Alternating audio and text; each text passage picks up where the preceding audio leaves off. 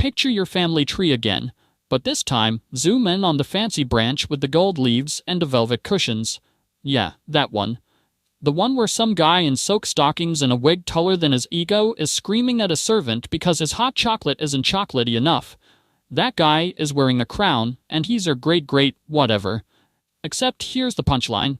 Half the dudes who owned those crowns ended up hawking them like a broke college kid selling his Xbox on Craigslist just to buy bread. Kings, emperors, actual anointed by God monarchs, reduced to sneaking out the back door of the palace with the crown jewels stuffed in a potato sack, while revolutionaries kick in the front. You exist because somewhere in the chain, a king either kept his head or sold everything but his head, and somehow the bloodline limped on. Today we're ranking 7 royal trainwrecks, who literally put their crowns on the black market, from mildly humiliating fire sales to full-blown yard sale of the dynasty. Let's start the auction. Number 7. James II of England, the Catholic one who got kicked out in 1688 because Parliament decided they'd rather have his Protestant daughter and her Dutch husband than another popish king. James bolted to France with his wife and baby son, but he didn't leave empty-handed. He took the Great Seal of England, a solid silver hunk used to make laws official, and a fat stack of crown jewels. Fast forward 2 years, he's broke in exile. Louis XIV is getting tired of bankrolling him, so James starts quietly melting down spare royal plate and fencing rubies through back channels in Paris. One ruby the size of a pigeon egg ends up in the hands of a random French count who has no idea it came from the king he's technically at war with. James dies penniless in 1701, and a son, the old pretender, spends the next 60 years trying to buy cannons with whatever grandma's earrings he can pry out of storage. The Stuart crown jewels are basically gone, scattered across European pawnshops like royal confetti. Number 6. Charles I, same country 50 years earlier. This man loved art, loved being king, and really loved borrowing money he had no intention of repaying. By 1642, Civil War kicks off. Parliament is raising an army to chop his head off, so Charles starts panic, selling everything that isn't nailed down. He ships wagon loads of royal tapestries, Raphael paintings, and gold plate to Amsterdam and tells his agents to take whatever cash they can get. One Dutch merchant pays £30,000 for a single Titian that's worth triple that today. Charles even tries to pawn the actual crown of St. Edward, the one used at coronations for 500 years, but nobody wants to touch it because it's too recognizable. Eventually, Parliament catches him smuggling 3 tons of silver out of the Tower of London Mint and uses the proceeds to pay the guys who cut his head off in 1649. The ultimate Rebo Man story. Number 5. Louis XVI of France, 1791.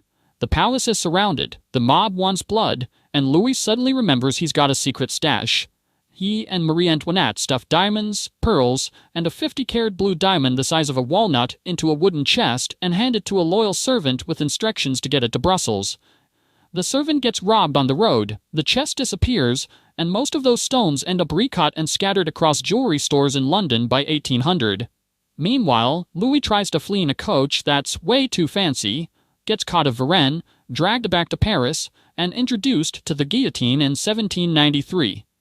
The French crown jewels that didn't get stolen in the robbery are officially sold off by the Republic auctioneers between 1793 and 1804.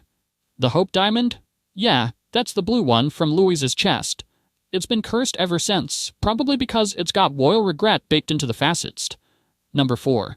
Pedro I of Brazil, also known as Pedro IV of Portugal, the guy who couldn't decide which country he wanted to ruin more. 1822, he declares Brazil independent. 1826, his dad dies and he inherits Portugal. 1831, the Brazilians get sick of him and he abdicates. He sails back to Europe with whatever he can cram onto the warships, including the entire Brazilian crown jewels included, planning to use them to fund a comeback in Portugal. Spoiler, it doesn't work. He spends the next 3 years selling off diamonds in London pawnshops to pay mercenaries. One emerald the size of a lime ends up in the hands of a random British duke who wears it to dinner parties while Pedro slowly dies of tuberculosis at age 35. The Brazilian regalia he stole? Most of it gets quietly repurchased by the Brazilian government in the 1840s for embarrassing discount prices. The emperor literally sold his own crown and his country had to buy it back used. Number 3. Isabella II of Spain, the queen who got exiled in 1868 after basically every faction in Spain agreed she had to go. She flees to Paris with 70 railway cars full of palace furniture, paintings, and the entire contents of the royal treasury. For the next 30 years she lives in a mansion on the Champs-Élysées and slowly auctions everything off to keep up her champagne and gambling lifestyle. Goya paintings, the Lascaux sketches, ancient suits of armor, even the silver dinner service used by Charles V, all gone. By the time she dies in 1904, the Spanish crown jewels are down to a handful of pieces the government managed to hide before she could sell them. The rest are sitting in random French chateaux and British country houses. Spain still occasionally finds one at Sotheby's and has to bid against billionaires to get its own history back.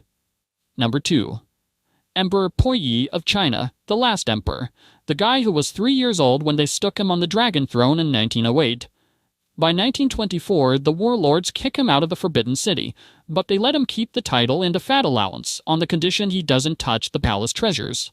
Puyi immediately starts smuggling pearls, jades, and gold Buddha statues out in laundry baskets. When the Japanese set him up as puppet ruler of Manchukuo in 1934, he brings whatever's left and starts selling it to Japanese officers for cash and morphine. After World War II, the Soviets capture him, confiscate whatever scraps remain, and ship them to Moscow. When the communists finally let him out of re-education camp in 1959, he's a gardener with 0 crowns, 0 jewels, and a wristwatch. The Red Guards didn't notice. The guy who once owned literally thousands of tons of imperial treasure dies owning 1 teapot and a bicycle. Number 1. King Farouk of Egypt, the walking disaster who turned an entire kingdom into his personal casino chip. When the army overthrows him in 1952, he's given 72 hours to leave the country.